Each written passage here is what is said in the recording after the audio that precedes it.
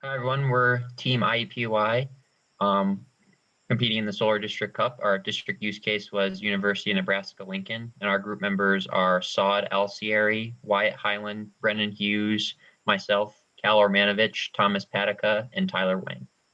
We had three different teams for our group members: the design team, finance team, and the progress team. The design team was Saud, Brennan, and I, and each of us were assigned a different part of the UNL campus to do our design analysis. And then the finance team, Cal, Thomas, and Tyler, were also divvied up on each of the campus sites to work on the finances for the district use case. And then Wyatt focused on the project leading up to the progress report at the beginning of January.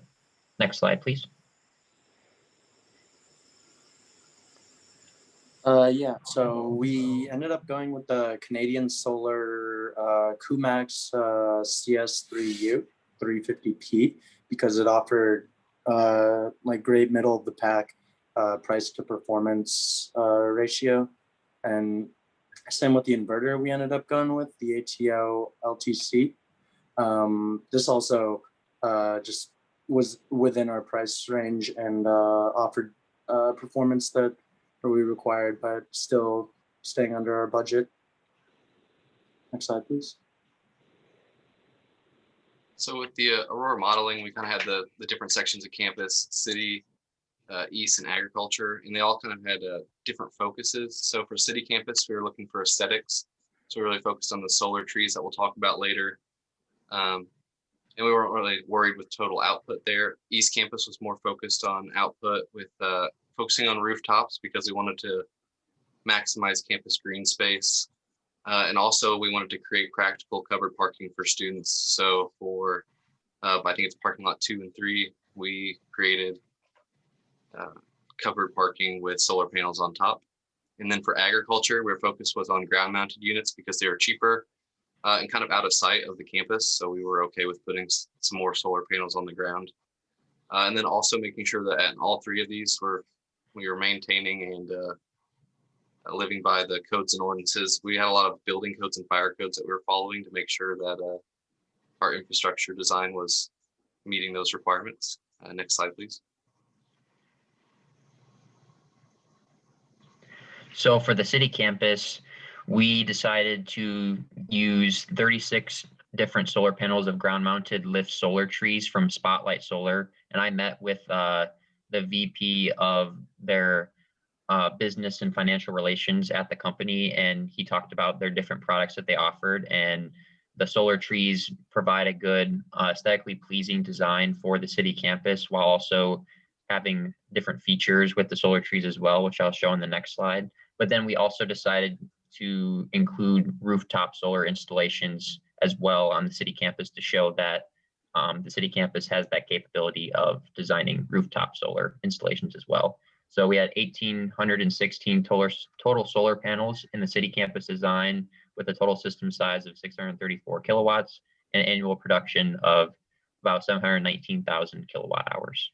Next slide, please. So going more into the Spotlight Solar. So yeah, we proposed to design 3 solar trees on campus to the west, east, and north of the Love Library.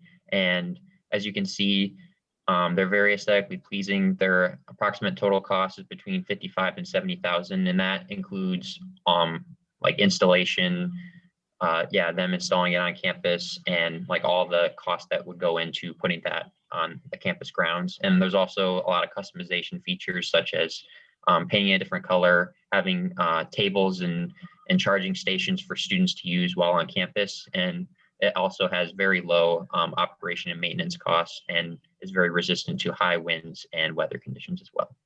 Next slide, please.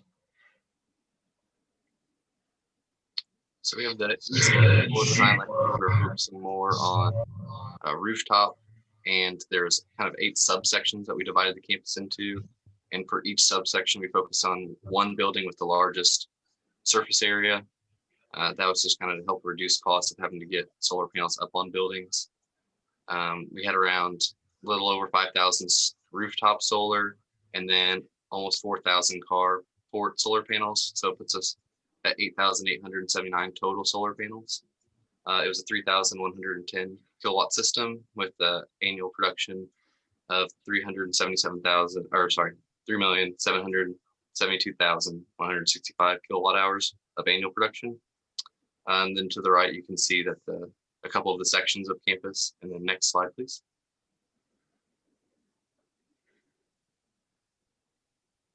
Here are just the rest of the last 4 subsections of campus that we had in our Aurora modeling system. So next slide, please.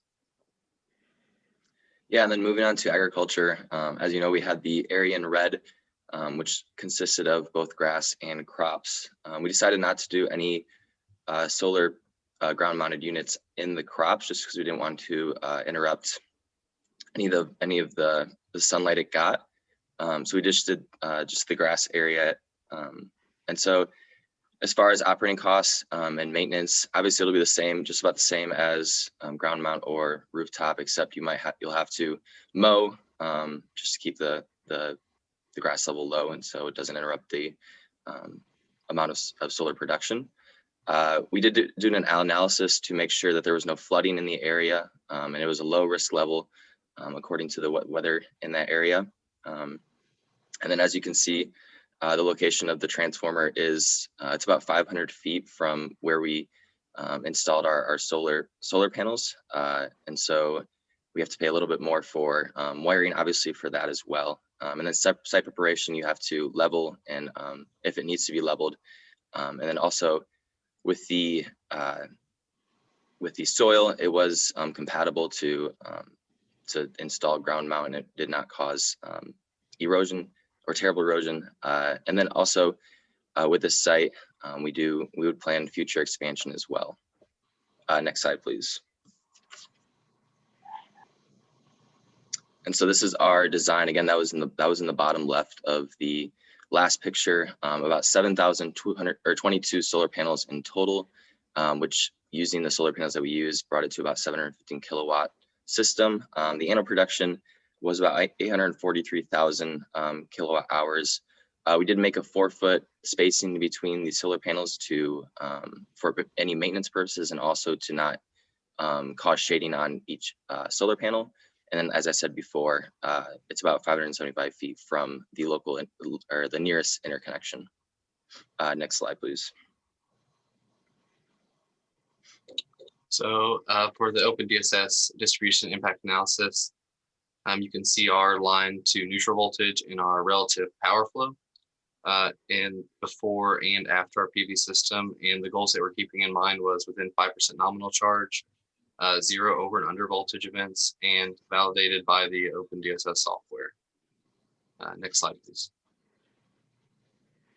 So the financial team was able to combine the financial analysis numbers for each campus site into one master spreadsheet. From this total project analysis, we were able to see the overall performance of the system. Some important components worth mentioning are listed on this slide. The construction cost was evaluated with consideration to the types of panels we had installed. Being that we had a combination of rooftop and ground mount panels, we estimated the construction cost to be about $1.10 per watt. The material cost was determined through online research, and we found the cost for our specific solar panel product and evaluated the cost of the cells, inverters, and wiring to be about 82 cents per watt. As a whole, the project costs came out to about $4,480,440, and we evaluated the total annual kilowatt hour production of our system to be 4,234,242 kilowatt hours. The project was determined to have a PPA price of 11 cents per kilowatt hour, and we compared this value to the utility charge, knowing that it must be less than the utility charge while still keeping the project financially stable. In the end, we were happy to reach our goal of an IRR rate above 10% at 11.15%. Next slide, please. Looking at some interesting graphs created from our analysis, the life cycle cost, which includes PPA and buyout cost, it increased as time went on, but with a steady downward trend, which is a promising thing to see. From these two graphs, these are representation created by the savings for the customer. The large payback in a reasonable period of time was an important task that our team strived to accomplish, and we were thrilled to see the performance of the system accomplish this goal. Next slide, please. On this slide, we seek to demonstrate how on the city campus side, initially the animal science complex was not a financially feasible model, how we had it with just rooftop solar mounts. But then after we tapped into the available 2 parking structures nearby and set up ground mounts on the top floor of the structures, we were able to get the system's rate of return above 10%, making it financially viable. And if you take a look at the graphs down below, you can see that there's an increased annual customer savings leading to this increased rate of return. Next slide, please.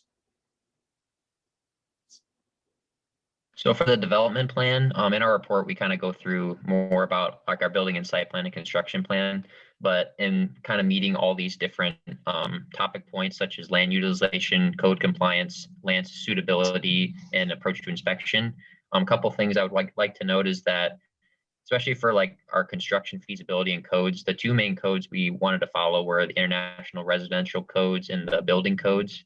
And the residential code required that the roof be structurally capable of supporting the load of our solar modules and the racking systems. And the international building code required that the rooftop solar systems have the same fire classifications as the roof assembly. So yeah, basically us doing research and seeing like the different construction feasibility analysis for like installing our solar panels was crucial, and also getting the right permits in order to have not only the permits to construct this this task, but also having like zoning regulations and the right construction personnel with the right licenses in order to come out and develop the plan that we constructed for our model. Next slide, please.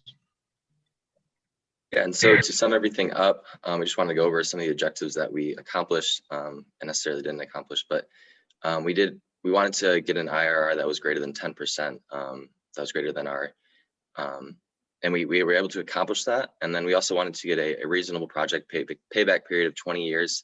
That was another thing we were able to accomplish.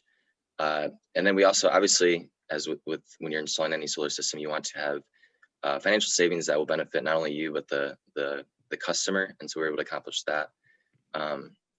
We were strategic in our use of campus space, including the rooftop and parking lots. And then we also had a successful open distribution analysis with no overvoltage at all. And so some of the things that were kind of a challenge for us was understanding the Excel inputs, knowing exactly what each input represented and meant. And then also our limited time, we were actually only given this semester to learn and finish the rest of the project. So just learning and time, since we didn't start at the very beginning of this competition. And then one thing we obviously didn't do, as we didn't mention throughout the slide, was a battery storage system. So that's just something we just did not accomplish with this project. That is all. Thank you so much.